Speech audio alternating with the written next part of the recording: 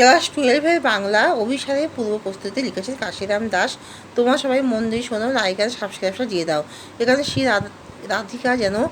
রাধা যেন শ্রীকৃষ্ণের সাথে মিলনের জন্য অভিসারের জন্য পূর্ব প্রস্তুতি নিচ্ছেন। তার এই বিপদসংকুল যাত্রা বা অর্থাৎ শ্রীকৃষ্ণের সাথে শ্রী রাধা যে পথে যাত্রা করবেন, সেই তার সাথে মিলিত হওয়ার জন্য যে পথে যাত্রা করবেন, সেই বিপদসংকুল যাত্রাপথ অতি বিপদসংকুল, সেখানে যাওয়ার জন্য তিনি নিজেকে প্রস্তুতি নিচ্ছেন। সেই অভিসারের জন্যই পূর্ব প্রস্তুতি নিচ্ছেন। অর্থাৎ সেই পূর্ব প্রস্তুতি ছিল খুবই যেন নিখুঁত হয়, তার জন্য বিপদসংকুল পরিস্থিতিকে অতিক্রম করতে যাতে পারে, সেই পূর্ব প্রস্তুতি তিনি নিচ্ছেন। অর্থাৎ সেখানে তিনি যাতে জলের মধ্যে তিনি পিছলে না পড়েন, তাই তিনি জল ঢেলে সেখানে পা চেপে চেপে হাঁটার চেষ্টা করছেন।